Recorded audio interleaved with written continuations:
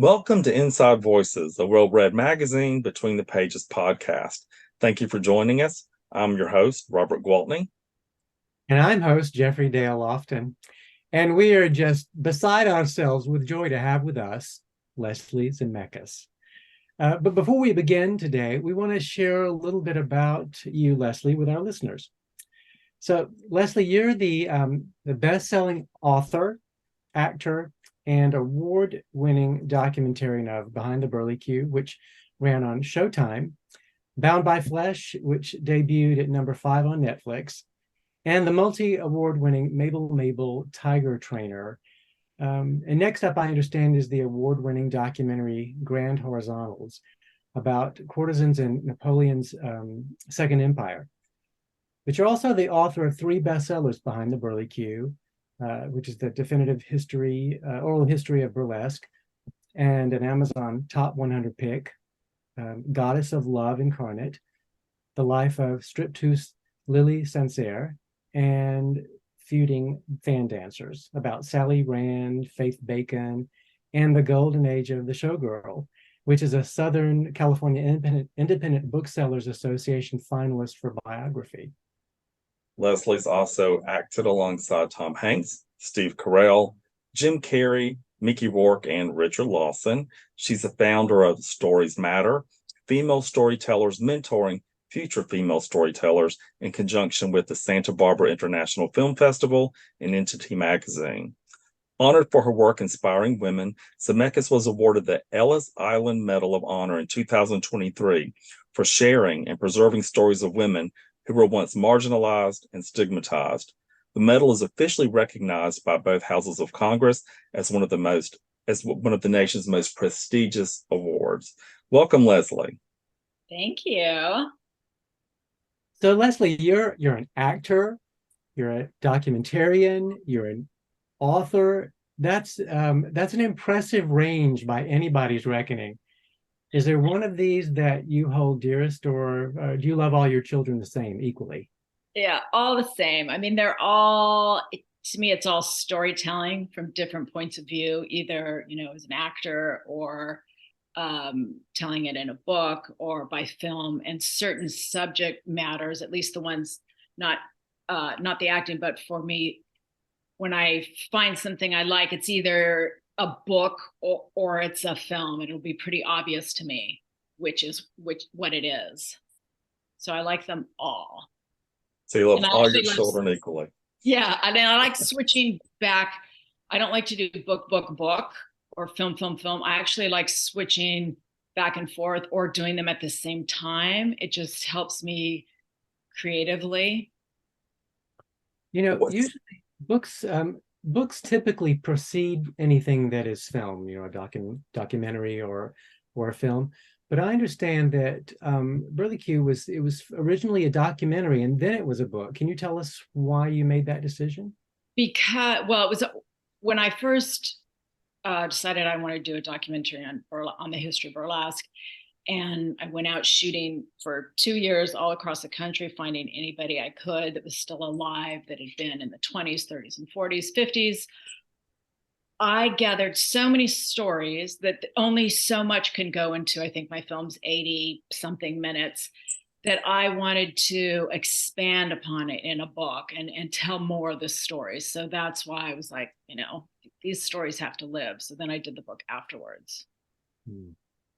So Behind the Burly Q, Goddess of Love, and Feuding Fan Dancers, all of these books focus on or center around burlesque. What drew you to, or how did you find your way to the world of burlesque? I don't know. I can't get out.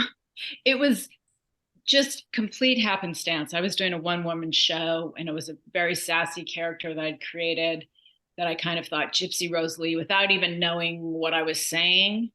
So I would do research. What was Gypsy and what was burlesque?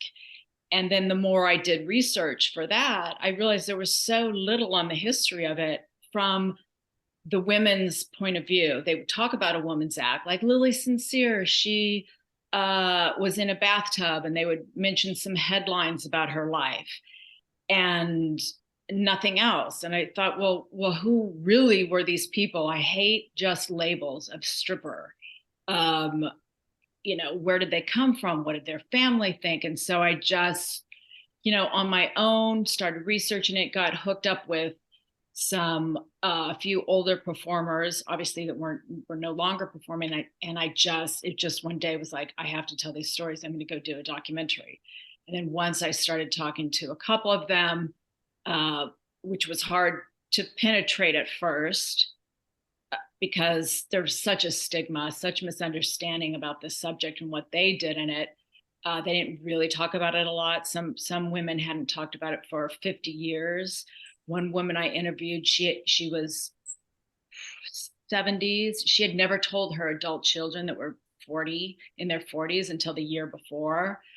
So they were what was interesting to me, and the way they made their living, and that it was so huge in America that today we've forgotten what it was, that it as much as they could be considered outsiders and stigmatized, it was a premier form of entertainment for couples, for anybody. And they really made a great living. And through that, I just kind of got fascinated by other stories. But I thought that, this is it. I'll do the film, do the book. When it came out, Lily Sincere's sister, who also was a huge stripper in her time, she was married to Harold Minsky, which Minsky, everybody knows at least that name if they know nothing else about burlesque. She came to me and said, you have to do a story. You have to do Lily's story. And I was like, no, thank you. I'm done. I've, covered it. She gave me a box of information. And then, of course, because I got curious, I started researching it. Her life was amazing, completely untold. So that's why I did her story. Feuding fan dancers, I was always fascinated by Faith Bacon, who I cover a little bit in my film. I couldn't find out a lot about her. I covered Sally Rand in the film.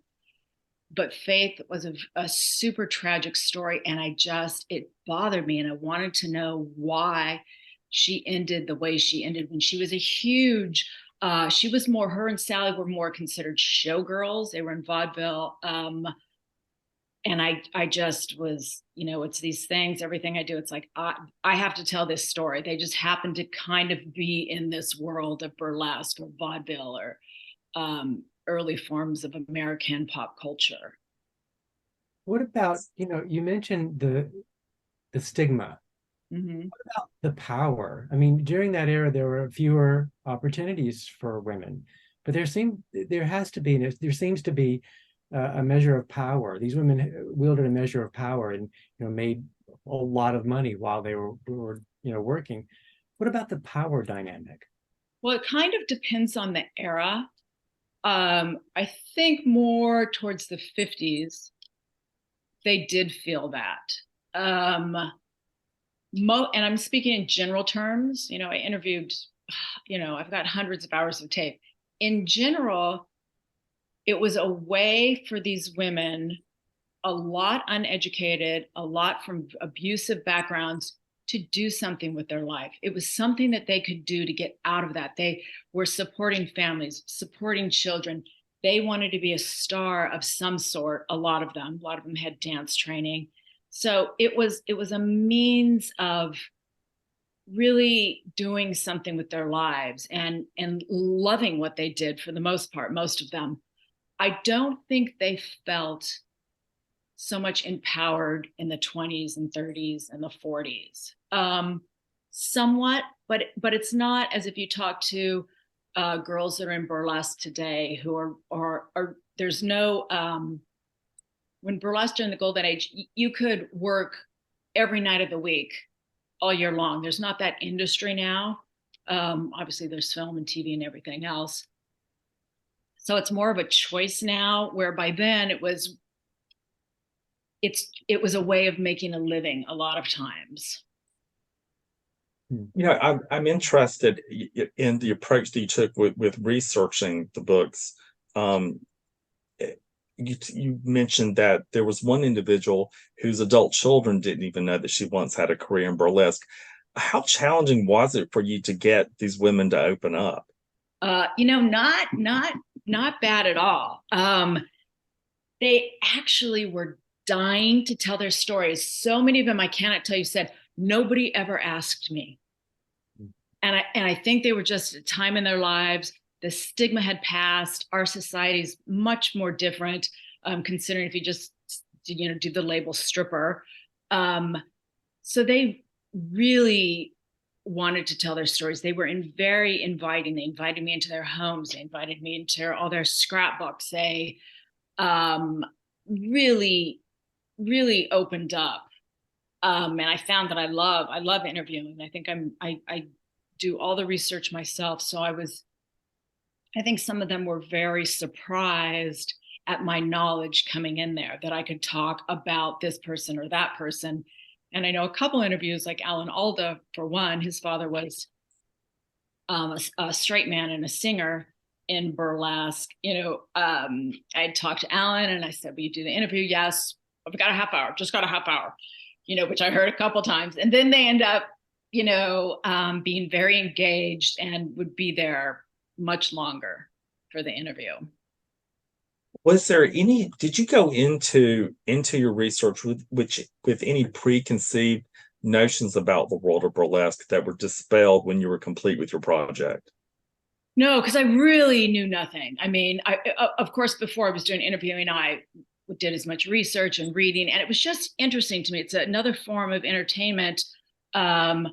And there was just so many unanswered questions. So I just wanted the answers. What did your parents think? How did you get your name? What was life like on the road? To me, it was just interesting things. And I just ask stuff that is interesting, what I want to know. And I figure if I want to know it, the audience is going to want to know it. What about your research process? Was it primarily interviews of people who were still around? Yes, I mean, I did a lot of reading of newspapers, tons of books, magazines, any kind of archives, which there are. I think I went to New York, I went to various places, and then trying to just keep all the threads in my head.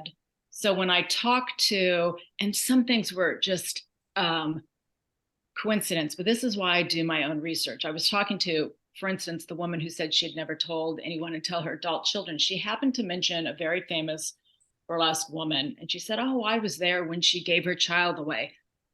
This woman had done gazillions of interviews because she was one of the only ones well known, and it never came up. So I waited. I interviewed her probably for a couple hours, and towards the very end, because I wasn't sure how she was going to react, I asked her about that. And it was just like this moment of she's like, how do you know about that? And then she told me the complete whole story, but it was just, picking up and really keeping all those threads that people would talk about, because they were kind of connected, or they knew something about somebody and they had heard a rumor, or you should talk to this person because of this. So it's just keeping that knowledge and just digging. It's not like your first Google, it's getting first sources and really honoring what their life was, good or bad. So I don't go in with oh, I really like this person and I'm going to show them as this. It's like, no, let's discover who they are and what they thought about things.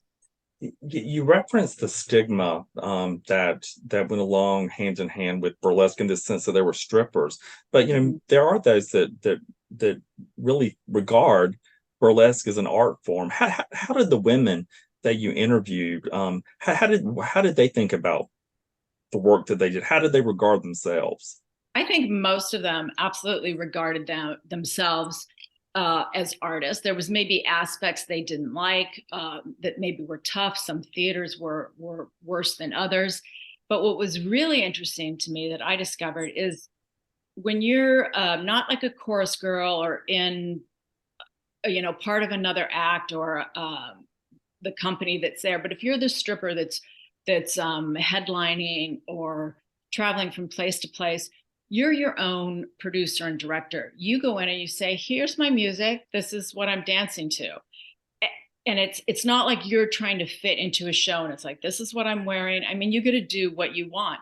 And some of these women were super creative and they had so much fun with it. I remember talking to Blaise Starr, one of the bigger stars in the 50s. She was telling me, you know, she's got this beautiful little Southern accent. She's talking about how she took some peach cans and she opened them up and she put a fire in there. And then she lit her little couch on fire on stage. I mean, they loved doing whatever they wanted, which was just sometimes crazy. Like she came in with animals all the time. She'd have a panther or a cheetah or this or that. And that's just what they got to do. So they really loved the artistry of it. They loved their costumes. If they didn't have them made, they spent hours sewing and making them themselves. Did any of the ladies that you spent time with, did they share any of their famous burlesque moves with you? No, some of them, there's a lot of footage out there. But I didn't want to seem exploitive in that fashion. I just wanted this story and I wanted to be careful about how I filmed them, that it was just kind of straightforward, them talking, because you can make your subject, you could distract the audience by showing all the, like one person had gold rings over there, and you could get distracted by this, oh, interesting, quirky, flashy character and not hear her story. So I didn't want them to get up and repeat what they had done 40 years before. They maybe talked about it, and they showed me their costumes and all their pictures, and they were super proud of it. But I didn't want them to recreate.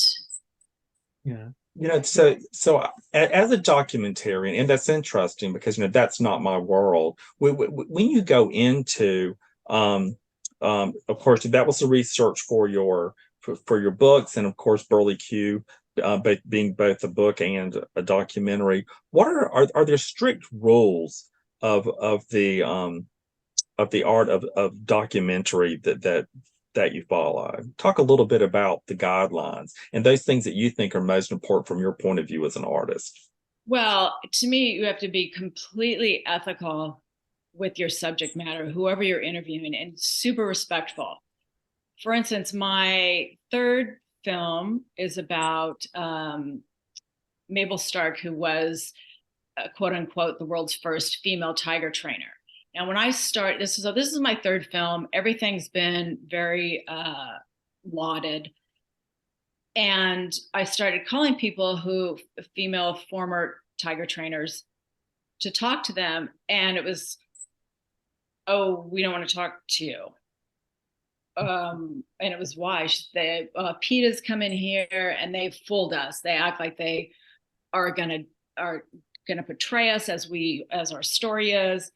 And I was just, it never occurred to me. I was like, I'm not there to try and get anybody. I'm just going to, ask you questions. And I don't have a point of view, whether it's good or bad, what you did. So it's really, you really have to gain their trust, that what you're going in there to ask them. And what I said is like, I want to know what it's like as a female in this industry and what you know about Mabel Stark. I mean, you can't have a secret agenda of what you're really trying to do is get this story about how she fed her cats. It's like, you really have to be upfront and honest about everything. So the next film because people do check you out. And I had one man who was Mabel Stark's last protege. And because of my prior films, he's like, I have her trunks. I have her scrapbooks. It's all yours. Just by keeping that, respect for who you're talking to, and honesty and knowledge and knowing what you're doing. So that to me is like the only rule that I know about or would follow. And I'm not sure everybody does that, but right. And I don't think so. You can definitely see some documentarians who have a slant, and have an agenda when they go into their storytelling. I have to say that Bound by Flesh was so compelling, and I thought that you handled it beautifully. The story of the Hilton sisters. Oh my goodness, what human drama! Would you like to talk a little bit about Bound by Flesh? Yeah, I mean, I only discovered them because they're were Siamese twins. And I only discovered them because briefly they went into burlesque, which I thought was horrifying. You know, they're conjoined twins. They were given away at birth. I read this fascinating book, and I interviewed the man, and then I kept thinking about, do I want to do this as my next documentary? Do I? And then when I read that I shared the same birthday with them, I was like, okay, I'm doing it. And to me, they were a label. They were freaks. They were Siamese twins. And that's all people knew about them when you read or you Googled them or you saw them. And I wanted to discover who they really were. Their life was amazing, super interesting, a lot of sadness, a lot of funny things. But I wanted to show that they were people ultimately. Yeah, and very naive and very sheltered. These two. And what's interesting is that they really sort of understood or wanted to stray from the stigma of being freaks. They didn't necessarily consider themselves part of that world. And that to me was what is so tragic about the story. Now there's the sideshow that's been on Broadway, and they've had a couple revivals, and which I love. I love the music. The only thing they get wrong is they portray the twins as considering themselves freaks, and the rest of the world thinks they're normal. Where the tragedy was, they consider themselves completely normal. Why wouldn't somebody want to marry us? Why wouldn't this? Where the world was looking at them as nothing but freaks. And they could never understand. That's why they were taken advantage of and, dumped here and there, because they just didn't have a concept that they were that different. Yeah. And Leslie, you've talked about, the art form of burlesque and the, the spectacle of all of these lives that you've documented in Mabel and the sisters and the burlesque queens. And I guess you mentioned that it's gotten easier for you to gain access to people, not just only them, but people who knew them, because you have, they can do research on you, and they know that you are, right. They know your motivation. They know that you really want to tell their story.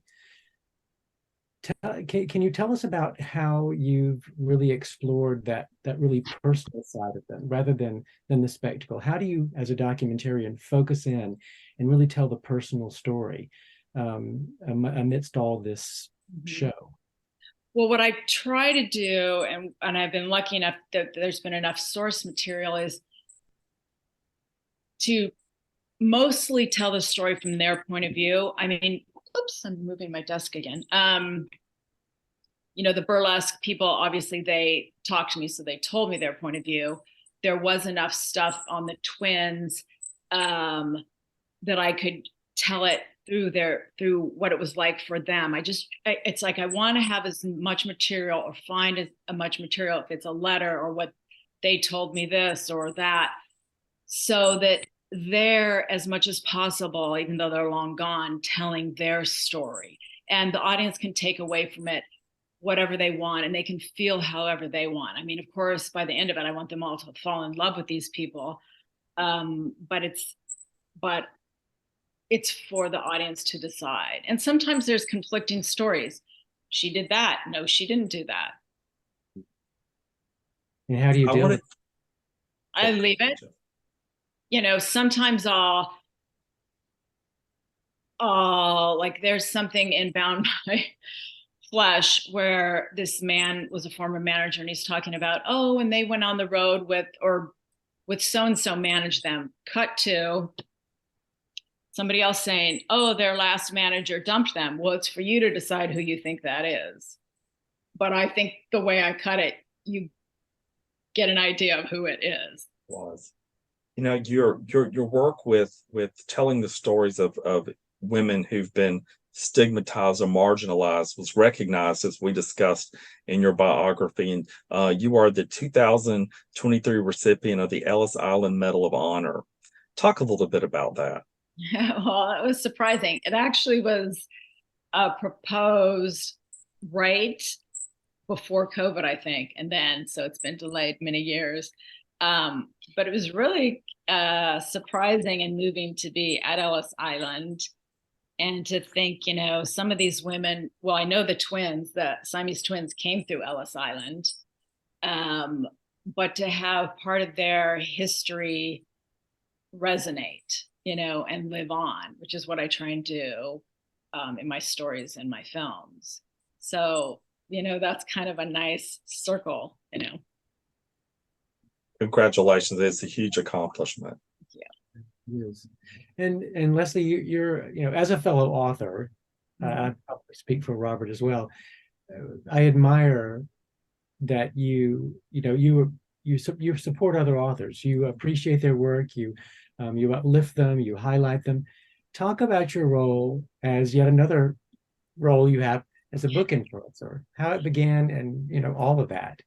Well, you know, it's like partly the pandemic. It gave this, you know, everybody's Zooming and posting and reading. I think books did well, and I just thought, well, you know what? I'm going to do it. I'm going to show you what I like. I'm going to call authors or however I can get to them and say, hey, do you want me to go on and I'll post you and we'll talk about it. Or about that time, I think I had started my mentoring group, Stories Matter, and it had to be on Zoom with girls. So it was all kind of like, let's just talk about stories. I love books. I love authors. I loved that I connected with Robert over his magnificent book. Good God. I mean, why wouldn't you want to tell the world about it? And I think out of almost all the arts, the book community is super, I think, supportive and open. And it's like, and they love to talk about process or problems or the great things. I was just talking to an author today about book signings and how nobody tells you you can go to your first book signing and there's 4 people there. You know, and it's like everybody's been through it. So I just like that connection. I love telling what books I love. I write a book column here in Montecito for the Montecito Journal, recommending books every month. And it's just, you know, sharing what I love. That's great. Do you want to highlight a book right now? I did just finish a book called Rouge by Mona. I have it someplace. I can't remember. Abad? I don't know. It's coming out in September. It's so dark and funny and strange about the beauty world. I loved it. And Sarah DeVellos has a new book out, which is the era I love, the 20s, about a jazz baby that was murdered. It's a true story. Brought up Butterfly Broadway. It's great. So I like to go between, you know, I read a lot of fiction and then nonfiction. Yeah. So Leslie, we've had an opportunity to talk about your work as a documentarian, as an author, but we've not had an opportunity for you to touch on your work as an actress. Anything in that regard that you'd like to share? Strike. The strike, I know. Well, I think it's going to last a while, but I shot a film last year called Here with Tom Hanks and Robin Wright, and an amazing cast that's coming out 2024. And I shot a film with Mickey Rourke that'll probably come out about then. It's just, you know, because of the strike, I think stuff's getting pushed too. But yeah, I can't wait to get back to it. I love acting. Well, Leslie, thank you so much for joining Jeffrey and me today. It has been a pleasure. Thank you. I appreciate it. I love what you guys are doing. Thank you. And gentle listeners, I hope you've enjoyed spending time with us today. Until next time, I'm Robert Gwaltney for Inside Voices for Well Read Magazine. And I'm Jeffrey Dale Lofton. And remember, to be creative is to be courageous. Thanks for joining us. True.